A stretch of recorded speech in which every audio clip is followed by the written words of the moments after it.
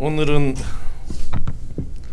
청년 주도 주일이고, 이 청년 주도 주일에는 예배를 청년들이 주도해서 예배 드릴 뿐만 아니라 설교 내용도 청년들에게 더 적합한 그런 설교를 준비해서 합니다. 그러므로 혹시 오늘 제가 설교할 때에 스스로 나는 충분히 성숙하다고 생각돼요, 뭐 저런 설교를 하나 이렇게 생각할 분이 혹시 있을 줄도 압니다만, 그러나 잘 듣고 또 적용하면 청년이 아닌 분들에게도 도움이 되는 그런 말씀이 될 수 있습니다. 그러나 오늘은 청년 주도 예배라는 것을 기억하고 청년들에게 하고 싶은 말을 꼭 드리고 싶은 그런 설교를 청년들을 위해서 준비했습니다.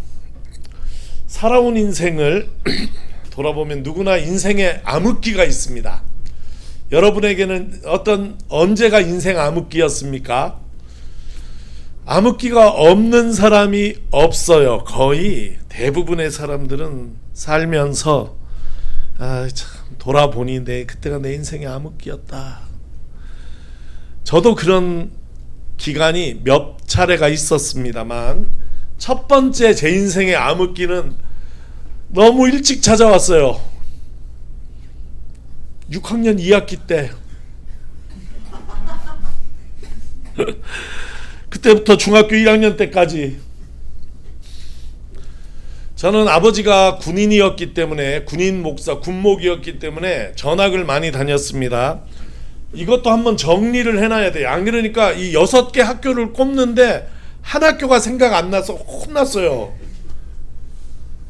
다 할 것 같은데 안 그래, 생각 안 나. 정리를 했어요. 제가 국민학교를 다녔는데, 이게 또 국민학교 이게 하는 김에 살짝 나갔다 오면 국민학교 초등학교 바뀌었잖아요. 그 초등학교로 바뀌는 운동을 하신 분이 우리 교회 출석하시는, 지금 온라인으로 예배 드리고 계실 이성은 교수님이십니다. 그래서 초등학교 국민학교 개명협의회라는 게 있어요. 거기서 이제 국민학교는 일제 잔재다 해서 초등학교로 바꾸자 운동을 했는데, 그 운동에 집행위원장으로 수고를 하셨더라고. 그래서 이제 초등학교라는 게 자리 잡았죠. 그러나 오늘은 국민학교로 얘기하자면, 제가 1번 대구 신천국민학교 입학했고, 2번 조치원 대동국민학교로 전학 갔고, 김포, 지금이 인천시 됐는데 계양국민학교로 이사 갔고, 포천 이동면 노곡국민학교를 다녔고, 이 노곡국민학교 폭탄 떨어진데, 이번에 공군이 실수로 떨어뜨린데 거기 성당 나오잖아요. 성당 앞에 떨어졌는데 그 성당이 8사단 사단 성당이고, 나는 8사단 사단 교회 바로 앞에 살았어요. 어디까지 했지? 포천이 2개야. 그 다음에 포천군, 포천읍, 포천국민학교로 옮겨갔다가 6학년 2학기 때 서울 용산구 금양국민학교에 와서 국민학교를 졸업합니다. 어느 시기가 나의 암흑기였나? 서울 와서 초원에만 있다가 서울이라는 데를 왔는데, 일단 서울이라는 이 장소가 너무 커요. 이런 데를 본 적이 없어. 두 번째, 아이들이 너무 커. 친구들이, 시골 학교에서 내가 제일 컸는데 나는 사라져 버렸어요. 특히 여자아이들이 엄청 빨리 성숙해요. 우리 이모 같아. 우리 막내 이모 같아, 여자아이들이. 아이고, 애들이 막 가슴이 나오고, 이모야, 이모. 말하는 내용도 그렇고 생긴 모양도 그렇고 촌아이들하고는 너무 차이가 나는 거예요. 그러던 중에 저를 정말 암흑기라고 말할 수 있게 만든 2가지 사건이 일어났는데, 하나는 체육 시간에 6학년 2학기 체육 시간, 그 선생님 이름이 생각이 안 나. 성은 윤 씨예요. 아주 얼굴이 기름진 진짜 그렇게밖에 생각 안 나는 안 좋은 기억의 선생님, 윤 선생님, 나이 많은 남자 선생님인데, 그때는 서울에는 초등학교 운동장이 없다고 봐야 돼. 너무 조그매요. 17반까지 있는데 같은 학년에 내가 받은 번호가 72번 받았어요. 수천 명이야. 그러니까 운동장에 체육을 못하니까 실내 체육을 많이, 이렇게 실내 체육이라는 게 뭐냐면 매트 하나 갖다가 놓고 구르기를 하는 거야. 앞구르기 1번부터 72번까지 한 번씩 구르고 나면 수업 끝나요. 종점. 그 체육을 하는데 너무 모든 게 낯설고 모든 게 두렵고, 이런 어린 6학년, 지금으로 말하자면 성준이 같은, 이런, 그거보단 조금 고랬을 것 같아. 나와서 앞구르기를 하는데, 그거 다 할 줄 알잖아요. 앞구르기 뛰어와서 이렇게 앞으로 구르는 거 나도 할 줄 아는데, 뛰어서 와서 구르려는 순간에 선생님이 촌놈이 할 수 있겠어? 이렇게 얘기합니다. 이거는 재밌자고 한 얘기야. 자기는 웃기려고. 대성공을 했어요. 아이들 71명이 한 번에 웃음이 터져서 하하 이렇게 웃었는데, 나는 그 웃음이 얼마나 나한테 크게 다가왔는지 몰라. 온몸이 굳어서 그걸 못 넘는 거야. 71명이 다 넘었는데 내가 못 굴러. 다시 하는데 안 돼. 안 되니까 애들이 더 웃어. 더 웃으니까 또 안 돼. 이게 6학년 2학기의 시작이에요. 촌놈이 할 수 있겠어? 이게 내가 받은 서울에서 뇌리에 깊이 박히는 말이에요.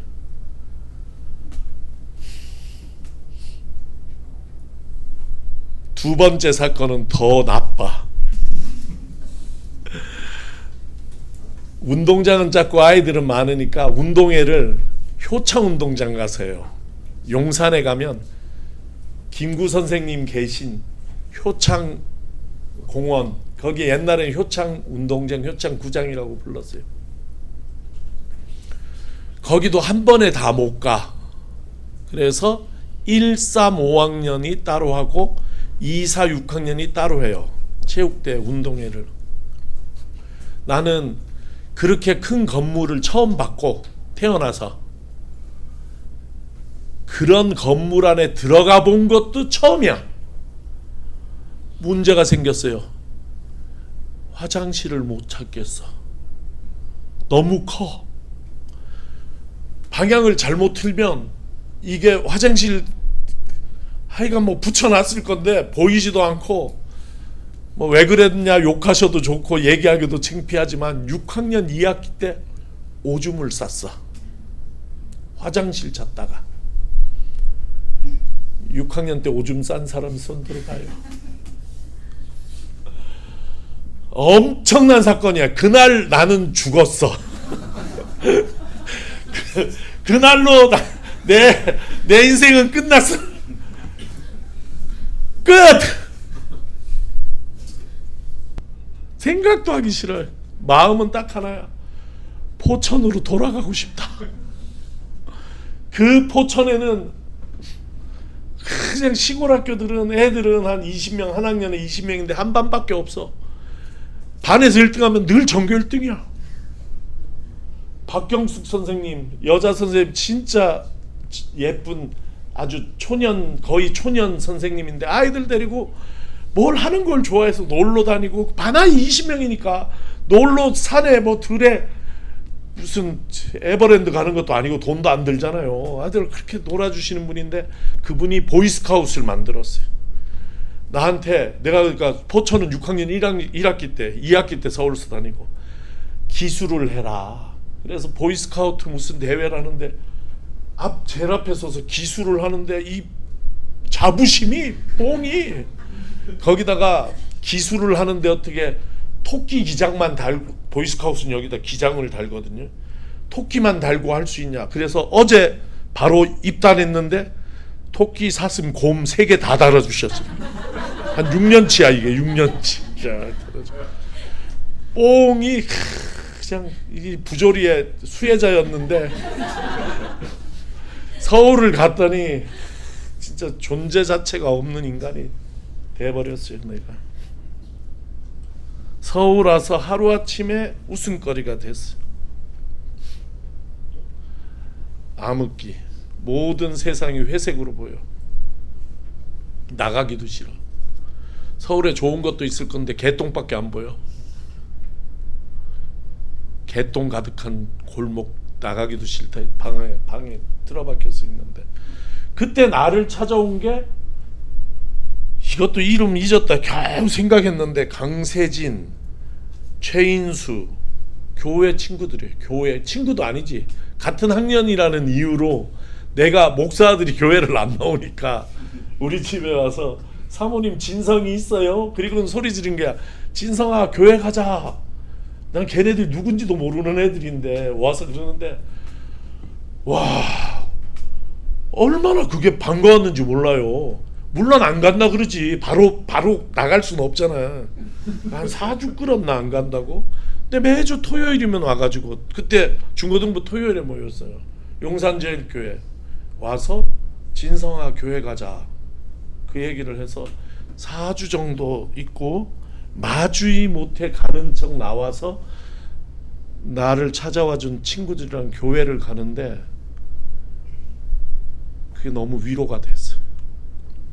그리고 교회를 갔더니 우리 교회 용산제일교회는 신광여중, 신광여고가 주력으로 있는데, 신광여중 2학년 누나들이, 그 얼마나 어려. 나는 중학교 1학년이고 누나들이 다 교복 입고 다닐 때인데 나를 너무 반기면서 자랐다고, 빵집 가서 빵 사주겠다고.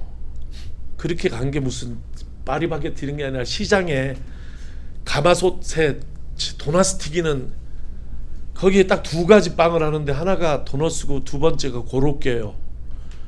그때 먹은 고로케 20원짜리 안에 잡채밖에 안 들어있거든요. 그날부터 고로케를 그렇게 좋아하는 거야 내가. 제일 맛있는 빵 고로케. 고로케 전국에서 제일 잘하는데 행복빵집. 그 누나들이 나에게 빵을 사주면서 한 얘기는 딴 거 하나도 없어요. 무슨 인생의 깊은 얘기 해준 거 1도 없어요. 중학교 2학년이라니까. 진성아 교회 빠지지 말고 나와. 근데 그 얘기가 나한테 관심이 있구나. 이렇게 누군가는 나를 이렇게, 사랑이라는 말은 좀 그렇지만 나한테 이렇게 잘 대해주는 사람이 서울 하늘 아래 있구나. 그래서 암흑기를 벗어났어요. 완전히 벗어나는데 오래 걸렸지만, 그래도 중학교에 내가 서울에 적응해서 학교를 다니고 정상적인 생활을 하게 만든 그 사람들, 내가 지금 얘기한 이 사람들이에요. 내가 청년들에게 주고 싶은 말은 이런 거예요. 서로 사랑해서 서로 이런 사람이 되어주면 좋겠다 하는 것이에요. 나는 이렇게 생각해요. 오늘 이 사회에서 청년의 시기는 빛나는 청춘의 시기가 아니라 어쩌면 좀 암흑기일 수도 있겠다. 미래가 불분명하고 사회는 쫓아갈 수 없을 만큼 빠르게 급변하고, 그래서 내일이 잘 보이지 않는, 내가 무엇을 준비해야 이 사회에서 잘 앞으로 살 수 있을까도 누구도 그렇다고 엄마 아버지가 답을 해줄 수도 있는 것도 아니고, 누구도 모르는 미래를 향해서 빠르게 우리가 가고 있는데, 앞으로 그 미래의 주인공은 우리가 청년들이 돼야 되는데 따라 배울 대상도 없고 무엇을 해야 될지도 모르는, 어떤 면에서는 인생의 암흑기를 살고 있다, 그렇게 얘기할 수 있지 않을까요? 그런데 누가 도울 수 있는가? 서로 도왔으면 좋겠다. 서로 따뜻한 사람이 되어 주어서 서로 잘 대해 주어서, 사랑이란 말이 너무 크게 느껴진다면 서로 잘 대해 주어서 그래도 서로에게 격려가 되고 힘이 되는, 그랬으면 좋겠던 거예요. 어쩌면 작은 농담 하나가 나에게 큰 상처를 줬듯이 작은 농담 하나가 서로에게 상처를 줄 수도 있어요. 반면에 작은 칭찬, 작은 관심, 작은 그 무엇이 도움이 되고 세워주고 힘이 되고 용기가 될 수도 있는 시기가 청년의 시기다. 나는 그렇게 생각해요. 요한일서 4장 20절 21절에 이런 말씀이 있어요. 오늘 PPT 만들지 마라 그래서 성경을 오늘 많이 읽지 않아서 그래요. 내가 읽어줄게요. 요한일서 4장 20절 21절에 누가 하나님을 사랑한다고 하고 자기 형제 자매를 미워하면 그는 거짓말쟁입니다. 이렇게 돼 있어. 하나님을 사랑한다고 하면서 형제 자매들을 사랑하지 않으면 거짓말하는 거다. 이렇게 돼 있어요. 보이는 자기 형제 자매를 사랑하지 않는 사람이 보이지 않는 하나님을 사랑할 수 없기 때문입니다. 하나님을 사랑하는 사람은 자기 형제 자매도 사랑해야 합니다. 우리는 이 계명을 주님께 받았습니다. 이렇게 되어 있습니다. 이때 형제 자매는 내 혈연의 형제를 얘기하는 것이 아니에요. 우리 그리스도의 몸된 공동체 안에서 지체를 이루고 있는 우리 공동체 구성원들을 형제 자매라고 여기선 부른 거예요. 그러므로 하나님을 사랑하는 마음이 있으면 형제 자매를 사랑해야 된다. 그런 것이. 저는 이 얘기를 특별히 청년회에서 내가 그래도 좀 믿음이 있다, 약간 이렇게 생각하는 사람들이 있잖아요. 그게 또 몰라. 사실은 진짜 믿음이 있는지 없는지는 시련이 와봐야 아는 거거든. 시련의 바람이 불어야 이게 가라진지 알곡인지 그때 아는 거고, 나머지는 좀 문화적인 거야. 나는 다 기도하는 문화에도 익숙하고 찬송하는 문화에도 익숙, 이런 사람들이 있을 수 있잖아요. 근데 이제 그렇게 그냥 편하게 나누자면 믿음이 있는 사람들, 믿음이 있다고 생각되어지는 사람이 있고 믿음이 약하다고 생각되어지는 사람이 있어요. 청년들 같으면 어떻게 나뉘냐면, 여러분 작년 수련회를 생각해봐요. 작년 수련회에 어디 에어비앤비 갔잖아요. 우리 청년들 거기 저기 무슨 동네지, 거기 광화문 뒤쪽에 부암동에. 그때 갈 때 청년들이 뭐 프로그램을 짜는데 의견이 충돌이 되는 거예요. 왜? 한쪽 청년들은 가서 좀 놀았으면 좋겠다 이렇게 생각을 하고, 또 한쪽 청년들은 수련회인데 가면 좀 기도를 하면 좋겠다 이렇게 생각하고. 최현욱은 어느 쪽이었어요? 이 중에 둘 다였어? 그런가? 내가 그 수련회 다음에 나랑 얘기를 했거든. 현욱이가 나는 1번인 줄 알고 갔는데 2번이라 깜짝 놀랐다. 놀러 갔는데 기도를 하더라. 막 뜨고 깜짝 놀랐다. 이렇게 그런 분위기가 있잖아요. 근데 만약에 내가 정말 믿음이 있다고 생각되고 내가 기도하는 걸 좋아하고 내가 찬양을 좋아하고 예배를 좋아하고 조금 더 그래도 나는 다른 청년에 비해서 교회의 중심이 된다, 신앙의 본이 된다고 생각하면 저는 권합니다. 이 요한 1서 4장 20절 21절 말씀 가슴에 새기시는, 하나님을 사랑한다면 형제 자매를 사랑하는 것으로 그 사랑이 표현돼야 되는 것이에요.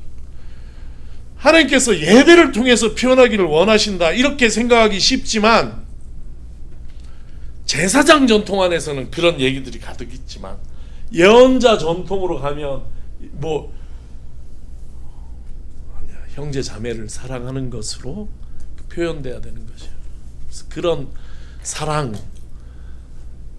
말하자면 고아와 과부를 돌보고 나그네를 돌보는 형제 자매, 연약한 구성원들 돌보는 것 없이 예배만 드리는 사람들 향해서 내가 늘 인용하는 예레미야서 7장 21절, 내가 언제 너희에게 고기 달라 했냐, 번제든지 무슨 제사든지 나온 고기는 너희가 다 먹어라. 내가 바라는 건 그게 아니다. 공동번역 다 처먹어라. 그러므로 이 말씀, 하나님을 사랑하는 사람은 형제 자매도 사랑해야 됩니다. 보이는 형제 자매를 사랑하지 못하면서 어떻게 보이지 않는 하나님을 사랑한다고 할 수 있습니까? 하는 이 말씀을 우리가 깊이 새겨야 한다는 것이에요. 돌아가신 우리 어머니께서 이 교회에서 딱 한 번 설교할 기회를 2014년도인지 3년도인지 가졌는데 너무 귀한 말씀을 하셨어요. 평생을 성령의 사람으로 사신 분으로 성령이 충만하면 이렇게 얘기하셨죠. 성령이 충만하면 사람이 사랑스러워 견딜 수 없대요. 성령이 충만하면 생명이 사랑스러워 견딜 수 없다.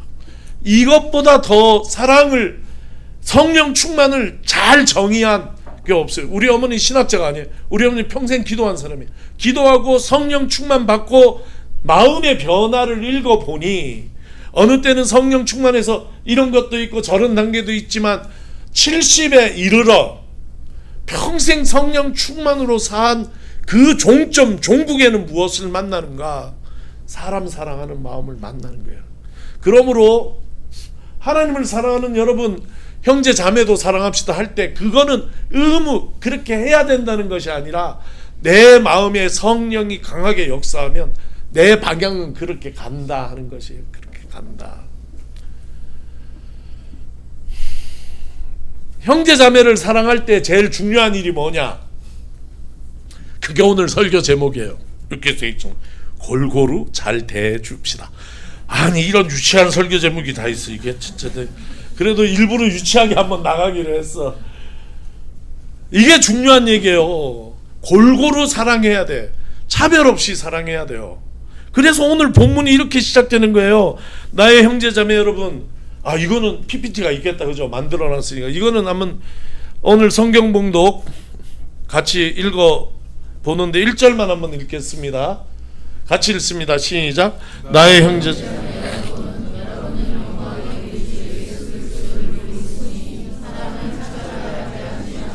예수를 믿고 있으니 예수를 믿는 믿음이 어떻게 드러나야 된다는 거예요? 사람을 차별하지 말라는 거. 그리고 2절 3절에는 넘겨보세요. 2절 3절에는 부유한 자 가난한 자를 예를 들어서 얘기를 해요. 그래서 부유한 자에만 잘해주고 가난한 자에게 못해주면 안 된다. 차별하면 안 된다. 그러나 이건 예예요. 예. 정말 중요한 대의의 말은 뭐냐면 차별하지 말라는 거예요. 차별하게 대하지 말고 모든 사람을 한결같이 대해라, 그런 얘기죠.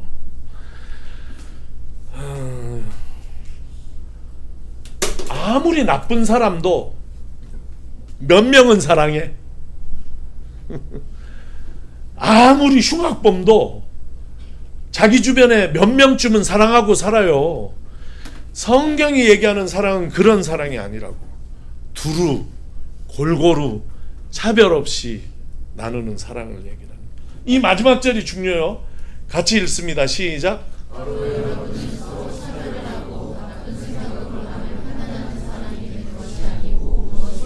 판단하지 말라는 거예요. 판단하는 사람이 되지 말라는 것이에요. 여러분은 어떤 스타일이에요? 내가 볼 때는 두 종류의 사람이 있어요. 하나는 조금 오늘 성경 말씀과 좀 반대로 가는데, 나도 친한 사람 중에 그런 사람이 있어. 정말 몇 명만 좋아해. 그리고 나머지는 다 싫어하는데 싫어하는 이유가 다 있어. 그 사람이랑 친하게 지내다 보면 이 세상의 모든 사람은 사귀면 안 될 사람이야. 나쁜 이유가 다 있어. 근데 저는 어떤 사람이냐면, 내가 이거는 조금 자신 있게 얘기할 수 있어요. 나 이거는 잘해. 성령의 충만으로 저는 어떤 사람 이것 때문에 싫다가 아니라 딱 하나만 싫어. 나를 먼저 공격하는 사람. 그 외에는 다 좋아. 그 외에는 다 좋아요. 그 사람이 살아있음이 좋아. 하나님이 나한테 주신 사람들이에요. 얼마나 귀해요. 야, 그리고 아무리 이렇고 저렇고 해도 전부 배울 게 있고 전부 사랑스럽고 같이 있어서 너무 좋아. 나 우리 교인들 사진 보면 너무 좋아. 교인들 이름 보면 너무 좋아. 여러분들하고 같이 신앙생활 하는 게 내 인생의 복이야, 복. 하나님께서 이런 복을 나한테 주셨나 싶고 너무 귀해요. 여러분들 마음도 그리 하시기를 바래요. 그리 되시기를. 이런 사람이 살아가는 태도 중에 청년들에게 묻습니다. 이 세 가지 태도가 있어요. 1번, 모든 사람에게 잘한다. 2번, 어떤 사람에게는 잘하고 어떤 사람에게는 잘 못한다. 3번, 모든 사람에게 잘 못한다. 이 중에 제일 바람직한 태도는 몇 번일까요? 네? 1번. 좋았어. 야, 역시 형진이 시험엔 강해. 바로 절차를 딱 맞춰줬어요. 1번. 그러면 진짜 무릎. 두 번째 좋은 태도는 몇 번일까요? 아니야, 3번이요. 2번이 뭐냐면 어떤 사람에겐 잘하고 어떤 사람이 잘못한다. 그보다는 3번, 모든 사람에게 잘 못하는 게 좋아. 차별은 아니잖아. 선생님이 있으면 모든 사람에게 잘하든지 아니면 차라리 모든 아이들에게 그냥 저 선생님 원래 그래, 저 성격이 아이고 이게 낫지. 어떤 사람에겐 잘하고 어떤 사람이 못하면 거기서 반드시 상처가 나와요. 내가 그거 잘하잖아. 난 다 불친절하잖아요. 특별히만 잘하려고 안 그래. 총회 회의 같은 게 이제 무슨 가면 막 전국에서 올라온 한 20명 정도 나 모르는 사람들 앉아있는 회의에 참여할 수 있는데 가면 둘 중에 하나를 해야 돼요. 가서 전부 다 목례로 인사를 하고 앉든지 아니면 한 명 한 명 다 인사를 하는 거야. 전부. 근데 제일 나쁜 게 뭐냐 하면 가서 아는 사람한테만 인사를 해. 그래서 내 옆에 있는 사람한테 반갑게 인사를 하더라고. 그러더니 또 나는 건너뛰고 옆에 있는 사람한테 또 인사. 그러면 그럴 수 있지. 근데 사람이라는 게 내 나이도 어린 나이도 아닌데 나한테 악수 안 한 것 때문에 좀 서운한 마음이 있더라고. 나한테도 악수하지. 그러니 악수를 아예 안 하든지 아니면 하려면 다 하는 게 좋아요. 그러므로 우리가 사람을 대할 때도 전부 좋게 대하든지 그게 안 되면 한 내가 1에서 10이면 10만큼으로 전부 대할 능력이 안 되면 좋아. 나는 3만큼만 잘할 거야. 이런 것도 어쩌면은 어떤 사람은 10으로 대하고 어떤 사람은 2로 대하고 이거보다는 나을 수도 있다. 그런 얘기예요. 교회는 특히 이걸 훈련하는데요. 교회를 다님으로써 우리가 얻어야 되는 게 뭐냐면 차별 없이 사람을 대하는 것. 이것을 훈련할 수 있어요. 그걸 훈련해야 되는 것이 교회예요. 차별 없이 판단 없이 있는 그대로 그 사람이야말로 하나님이 사랑하는 하나님의 피조물이다. 하나님은 만드시 하나님은 이 사람을 사랑하는데 내가 무엇인데 이 사람을 내가 판단해 가지고 이게 싫고 저게 싫고 하냐. 그게 아니라 하나님이 사랑하신 이 존재를 나도 사랑한다는 마음으로 최소한 서로 손잡고 인사는 해야 될 거 아니야. 서로 악수하고 하는 그거는 돼야지 된다. 청년들한테 꼭 해주고 싶은 말이에요. 이 얘기가.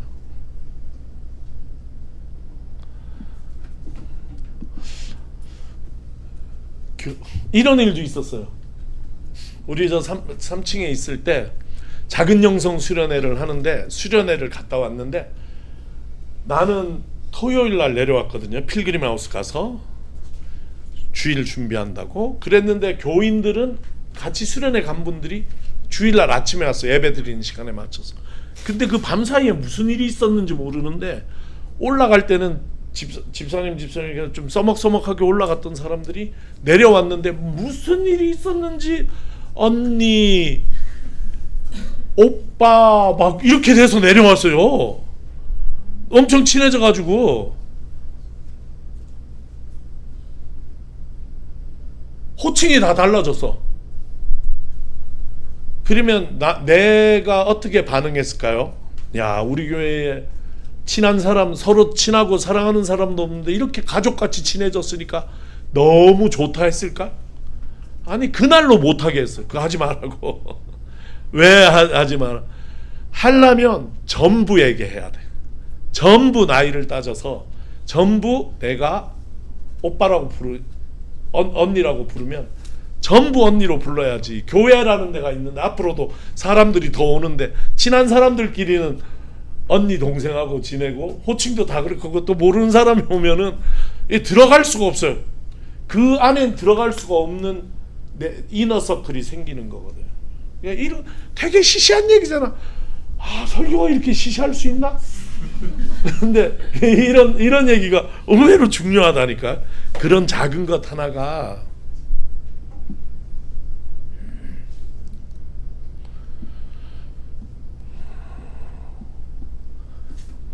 조금 성경 얘기 하나만 더 하고 마칩시다. 우리 교회 예배의 구조가 조금 다른 것이 앞쪽에 침교회 시간이 있는 거예요. 앞쪽에. 보통 다른 교회를 가면 여러분 설교를 끝난 다음에 광고를 하는 걸 알 거야. 우리 교회는 앞쪽에 해요. 이게 왜 그러냐 하면 출애굽기 24장의 출애굽기에서 따온 모델인데 출애굽기에 보면 제일 중요한 장이 24장이에요. 출애굽기 24장. 그 24장에 1절 위에 써있는 제목이 뭐냐면 시내산에서 언약을 맺다예요. 시내산 언약이야. 하나님과 이스라엘 백성들이 거기서 언약을 맺어서 하나님의 백성이 되는 거예요. 그런데 출애굽기를 또 재밌게 읽어보면 출애굽기는 내러티브와 법이 섞여 있는데 출애굽기 24장에서 언약을 맺기 앞쪽 19장부터 구체적으로는 20장 21장부터는 무슨 얘기가 나오냐면 전부 사람과 사람 사이의 법에 대해서 나와요.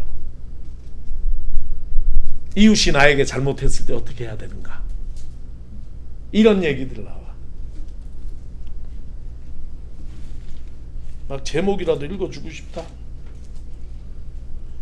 20장 21장 보면 종에 대한 법, 폭력에 관한 법, 배상에 관한 법, 소유자의 책임, 도덕에 대한 법, 정의와 복지에 대한 법, 이런 얘기들이 앞쪽에 나와요. 그리고 24장이 지나가잖아요. 그러면 하나님에 대한 법이 나와. 성소를 만드는 법, 제사장들이 입어야 되는 옷에 성막에 대한 얘기 이렇게 나와. 완전히 나눠져요. 되게 재밌잖아요. 앞쪽에 뭐가 나와? 하나님에 관한 게 앞쪽에 나와야 될 것 같은데 아니야. 앞쪽은 우리 이 공동체가 살아가는데 필요한 법이 먼저 나와. 그리고 뒤로 가면 하나님과의 관계성에 대한 법이 나온다고. 나는 여기서 이 우리 예배를 디자인을 하고 있는 것이에요. 예배는 개인이 드리는 것이 아니에요. 하나님은 혼자 믿는 게 아니야. 하나님은 함께 공동체로 믿는 것이에요. 그래서 마태복음 5장 22절 23절 보면 하나님 앞에 예배드리러 왔다가 내가 아직 화해하지 못해서 마음에 미워하는 마음이 남아있는 사람이 생각나면 재물을 제단 위에 놓고 예배드리지 말고 바로 가서 먼저 화해하고 와서 예배드리라는 얘기가 성경에 있는 거잖아요. 그러므로 함께 그 공동체를 만드는데 필요한 법이 먼저 나오고 그 다음에 하나님 앞에 우리가 함께 공동체로 나와서 예배 드리는 것이 이게 원리예요. 그러므로 우리 이 앞쪽에 이렇게 친교 이런 길게 해서 누구 나오라 그리고 이렇게 하면 저 목사 이렇게 말이 많냐 이렇게 하지 말고 이게 공동체를 이루어 가려는 노력을 하고 있구나 이렇게 생각을 해야 돼요. 그 앞쪽 순서에서 제일 중요한 순서가 뭐냐면 평화의 인사예요. 우리가 한 공동체라는 걸 확인하는 시간이 평화의 인사라고. 거기가 옛날에는 거룩한 키스였어요. 거룩한 입맞춤으로 서로 문안하라. 그러니까 기독교인들은 다 입맞췄다고. 근데 이제 지금은 입은 안 맞추고 평화 인사를 나누는 거예요. 그러니까 그 평화 인사를 통해서 우리가 서로 차별 없이 사랑하는 사이다, 있는 그대로 우리가 수용해주는 그런 공동체라는 걸 확인하고 하나님 앞에 함께 나오는 거다, 이렇게 이해를 하면 되겠어요. 여러분 생각해 보시기를 바랍니다. 사람을 차별 없이 대하라, 골고루 잘 대해주라 그랬는데 나는 어떻습니까? 나는 음식에 까다롭듯이 사람한테도 너무 까다로운 거 아니에요? 나는 아이다 뭐 여러 가지 핑계로 너무 좀 외면하며 지낸 것은 아닌지 좀 돌아보고, 내가 특별히 교회 안에서 미워하는 사람은 없는지 돌아보기를 바랍니다. 그런 마음 있는 사람이 없으면 좋겠어요. 내가 교회 안에서 서로 무시하고 좀 깔보고 그런 사람은 있지 않은지 마음에 돌아보시기를 바라요. 그런 것을 너무 아무것도 아닌 듯이 넘어가지 말고, 그런 문제가 신앙에 있어서 큰 문제라는 것을 느끼고 인정하고 해결하려고 노력하시기를 바랍니다. 차별 없이 골고루 자라기 위해서 나는 무엇을 할 수 있을까? 여러분 좀 고민하고 수련회가 그런 관계가 회복되는 좋은 기회가 되기를 바랍니다.